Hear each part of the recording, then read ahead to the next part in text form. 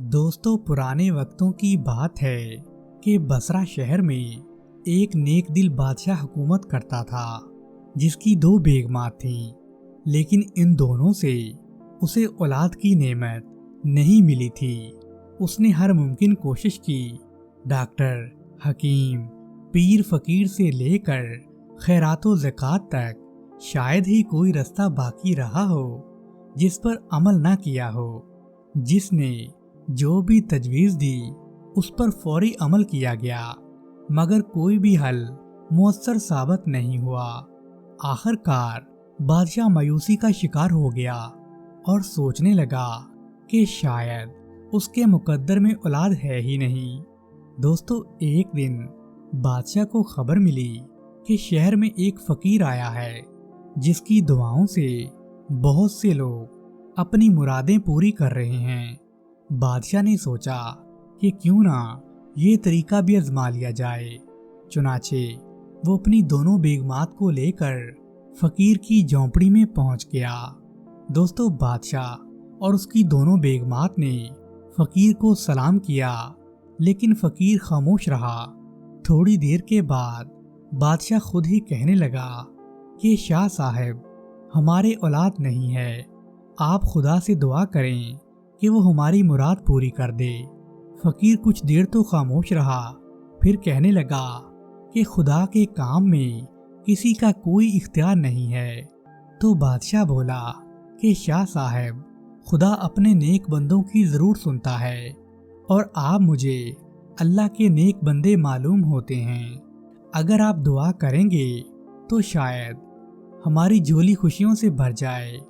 दोस्तों, फकीर कहने लगा, अगर औलाद चाहते हो तो उसके लिए कुर्बानी देना पड़ेगी। छोटी बेगम कुर्बानी की बात सुनकर एकदम सख्ते में आ गई, जबकि बड़ी बेगम ने कहा कि मैं जान देने को तैयार हूँ। तो फकीर कहने लगा कि अगर लड़का चाहते हो तो बादशाह की कुर्बानी देना पड़ेगी, और अगर लड़की चाहते हो तो तुम्हारी। बेगम फौरन कहने लगी कि मुझे तो लड़की ही चाहिए। बादशाह और छोटी बेगम ये सुनकर हैरान रह गए कि बड़ी बेगम औलाद के लिए अपनी जान देने के लिए कैसे तैयार हो गई है। फकीर ने एक मुट्ठी मट्टी उठाकर बड़ी बेगम को दी और कहने लगा, इसे अपने बिस्तर के सरहाने पलंग के दाएं पाए के नीचे रख दो। दोस्तों, बेगम मिट्टी लेकर बड़ी खुश हुई और वो सब महल में वापस लौट आए। फकीर की दी हुई मट्टी के नतीजे में उसी साल बादशाह के यहाँ एक खूबसूरत लड़की पैदा हुई। बादशाह और बड़ी बेगम ने खुशी के मौके पर बहुत सी खैरात की, लेकिन कुछ वक्त गुजरने के बाद बादशाह और बड़ी बेगम दोनों ही इस बात को भूल गए कि बड़ी बेगम ने अपनी जान देने का वादा किया था। दोस्तों, इस बात को 3-4 महीने गुजरे होंगे कि जब बड़ी बेगम अपनी बच्ची को पालने में लुटाए हुए लोरियां देकर सुला रही थी कि बाहर से फकीर की आवाज सुनाई दी। बेगम एक लम्हे के लिए ये सुनकर गमगीन हो गई, लेकिन फिर वो उठी और फकीर के इस्तकबाल के लिए महल के दरवाजे पर पहुंची। बादशाह को जब ये खबर पहुंची तो वो भी महल में आया। दोस्तों, बड़ी बेगम ने फकीर का शुक्रिया अदा किया कि उनकी वजह से उन्हें औलाद जैसी नेमत नसीब हुई है। तो फकीर कहने लगा कि मलिका, क्या आपको अपना वादा याद है? तो मलिका ने कहा, हाँ शाह साहब, मेरी जान हाजिर है। आप जब चाहेंगे मैं पेश कर दूंगी। फकीर कहने लगा कि अभी नहीं, जब बच्ची दूध पीना छोड़ दे। उसके बाद फकीर वहां से चला गया और बादशाह मलिका के पास आया और कहने लगा कि मलिका, जान देना कोई दानिशमंदी नहीं है। ये फकीर तुम्हारा कुछ नहीं बिगाड़ सकता। मैं ऐसा इंतजाम करूंगा कि जहां तुम पर फकीर का साया भी नहीं पड़ेगा। दोस्तों, बेगम बादशाह की बातों में आ गई और फकीर से वादा खिलाफी करने पर आमादा हो गई।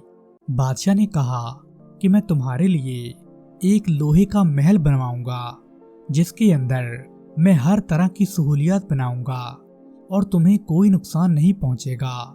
اگر موت بھی وہاں آنا چاہے گی تو وہ وہاں پر نہیں مار سکے گی، تم بالکل اطمینان رکھو۔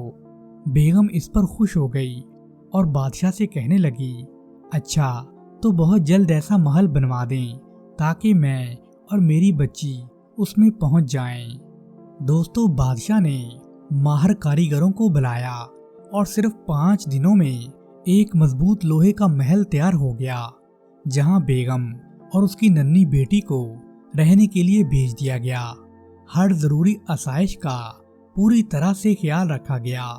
دوستو، جب فقیر کو ان تمام تدابیر کا علم ہوا تو وہ مسکرائے بغیر نہیں رہ سکا، لیکن اس نے اپنی زبان سے کچھ نہیں کہا۔ دوستو، کچھ دنوں کے بعد بچی نے دودھ پینا چھوڑ دیا تو بیگم کو احساس ہونے لگا کہ انہیں اپنی جان کی قربانی دینی ہی پڑے گی۔ انہیں اپنے محفوظ قلعے اور تمام احتیاطی تدابیر پر کوئی بھروسہ نہیں تھا۔ بیگم توبہ کرنا چاہتی تھی مگر بادشاہ اسے دلاسا دیتا رہا۔ بیگم اپنی زندگی کے لیے ترس رہی تھی اور وہ جلدی سے بادشاہ کی باتوں پر یقین کر لیتی تھی۔ دوستو، ایک دن بیگم بہت زیادہ اداس تھی۔ بادشاہ پوچھنے لگا کہ بیگم اس قدر اداس کیوں ہو؟ اس نے یہ سن کر اپنی بیگم کو بہلایا اور اسے ایک انار کھانے کے لیے دیا اور کہنے لگا کہ یہ انار میں نے خاص طور پر بڑی دور سے تمہارے لیے منگوایا ہے۔ دوستو، بیگم نے انار کو لے کر میز پر رکھ دیا۔ بادشاہ بیگم کو تسلی دے کر باہر چلا گیا اور اس نے دروازہ اچھی طرح سے بند کر دیا۔ دوستو، بیگم اپنی بچی کو پیار کر رہی تھی جب انہوں نے دیکھا کہ انار بڑا ہوتا جا رہا ہے اور آہستہ آہستہ بڑھتے ہوئے انار کے 2 ٹکڑے ہو گئے۔ بیگم چیخنا چلانا چاہتی تھی لیکن ڈر کے مارے اس کی چیخ بھی نہیں نکل پائی۔ اس نے بچی کو مضبوطی سے پکڑ لیا۔ انار کے 2 ٹکڑوں سے ایک بہت بڑا سانپ نکلا اور وہ بیگم کو دیکھنے لگا۔ سانپ نے بیگم کو ڈنک مارا اور وہاں سے چلا گیا۔ دوستو، انار کے 2 ٹکڑے دوبارہ سے ایک ہو گئے اور انار اپنی پہلے جیسی حالت میں واپس آ گیا۔ کچھ دیر کے بعد جب بادشاہ کمرے میں واپس آیا تو اس نے دیکھا کہ بیگم بے ہوش پڑی ہیں اور ان کا چہرہ نیلا پڑ گیا ہے۔ ڈاکٹروں اور حکیموں کو بلایا گیا لیکن کسی کی کوشش بھی کارگر ثابت نہیں ہوئی۔ بیگم دنیا سے رخصت ہو چکی تھی۔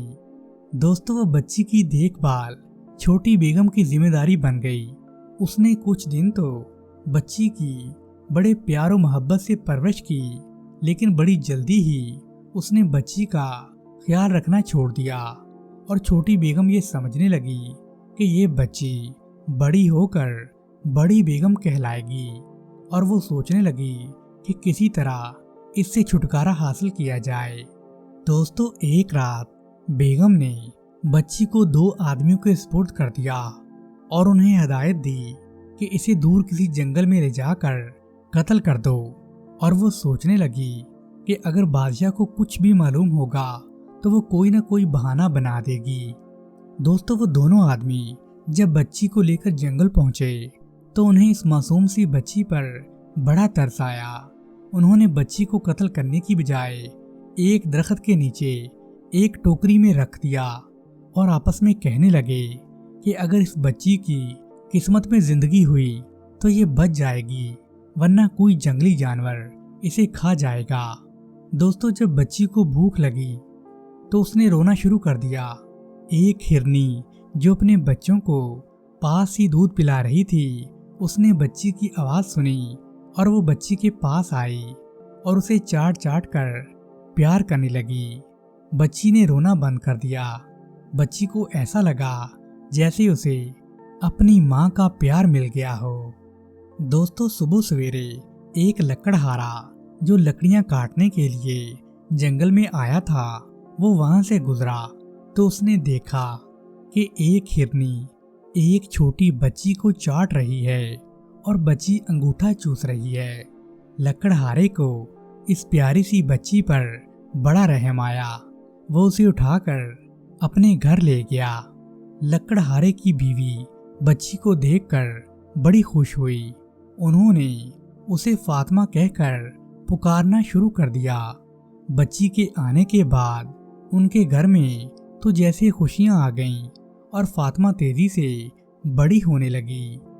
دوستو، جب سے فاطمہ نے اس گھر میں قدم رکھا تھا، ہر طرف برکتیں سمٹ آئی تھیں اور گھر میں خوشحالی لوٹ آئی تھی۔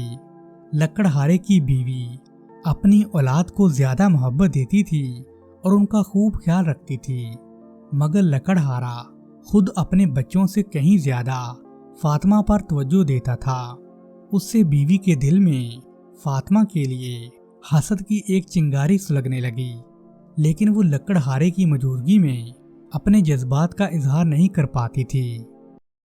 دوستو، جب فاطمہ 11 سال کی ہو گئی تو اس نے اپنے اور اپنے سوتیلے بھائی بہنوں میں فرق کو محسوس کرنا شروع کر دیا۔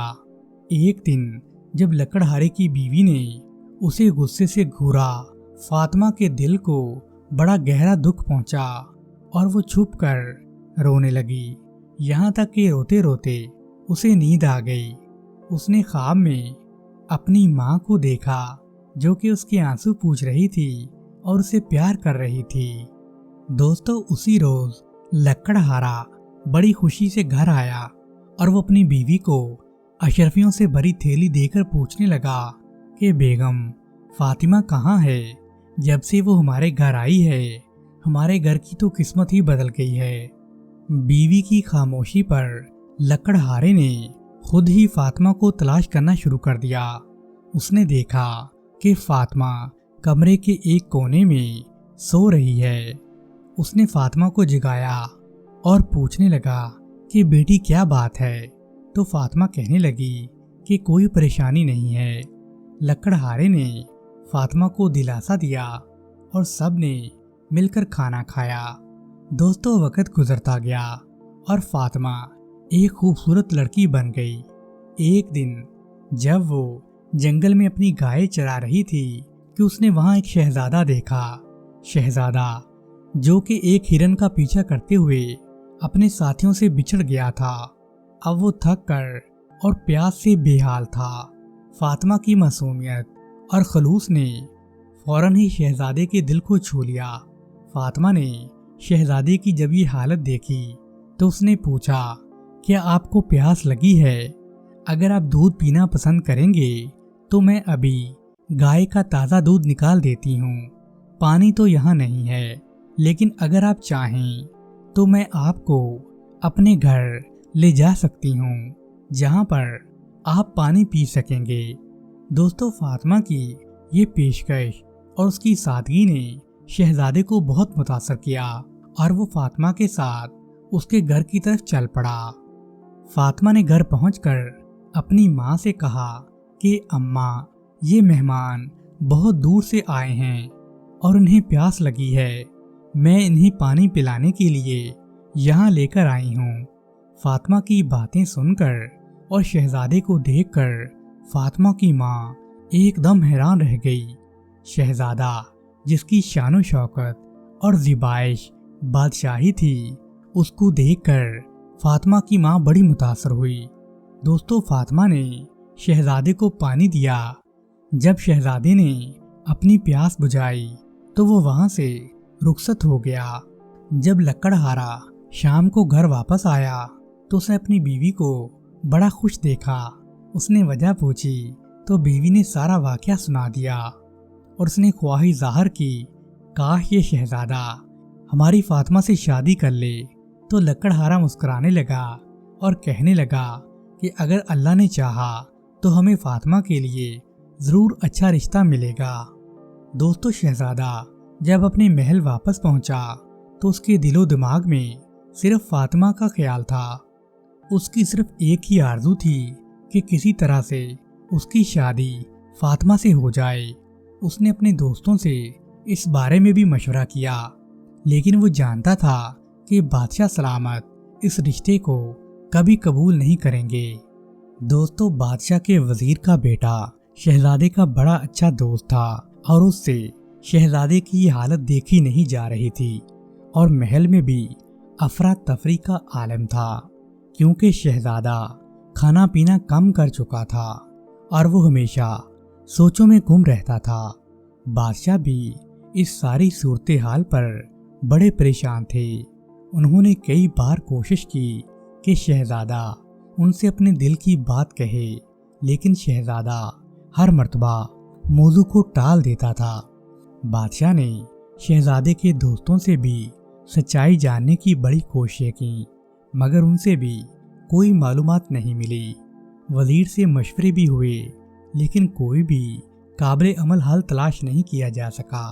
शाही तबीब से भी रुजू किया गया, मगर उनसे भी कोई फायदा नहीं हुआ।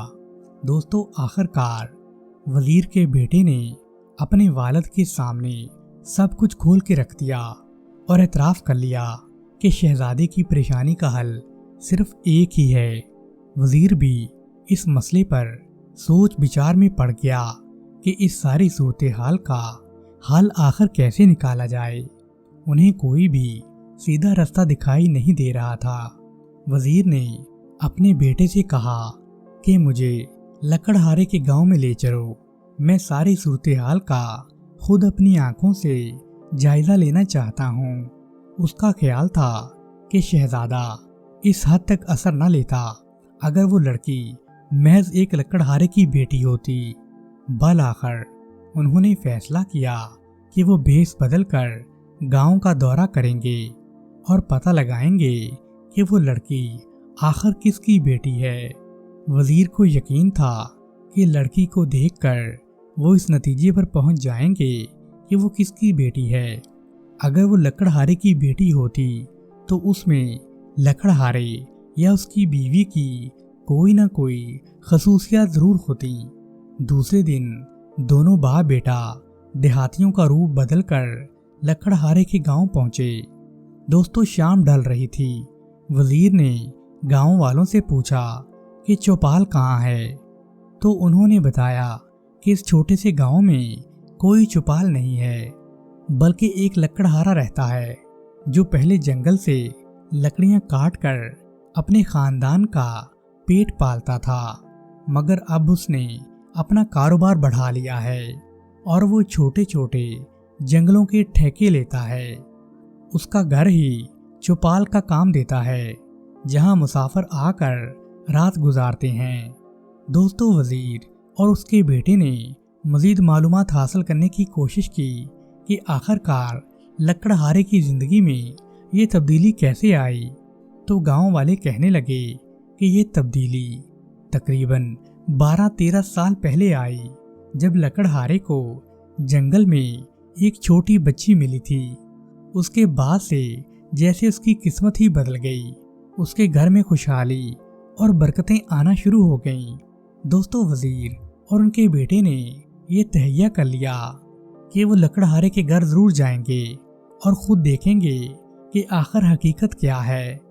दोस्तों, बाप बेटे ने लकड़हारे के घर की जानब कदम बढ़ाए और इस वक्त रात हो गई थी। वजीर ने दरवाजे पर दस्तक दी तो लड़की ने पूछा कि कौन है। तो वजीर कहने लगा कि वो देहाती हैं जो रात के वक्त गांव में पहुंचे हैं और वो चाहते हैं कि रात यहीं बसर करें। दोस्तों, वजीर ने लड़की को गौर से देखा तो उसके दिल में यकीन हो गया कि ये लड़की कोई आम लड़की नहीं है, बल्कि ये किसी बड़े घराने की मालूम होती है। लकड़हारा जब इन मेहमानों को अपने घर लाया तो उसने उन्हें खाना पेश किया। तो वजीर और उसका बेटा ये नहीं समझ पा रहे थे कि ये लड़की जंगल में कैसे आई और किसने उसे वहां छोड़ा था।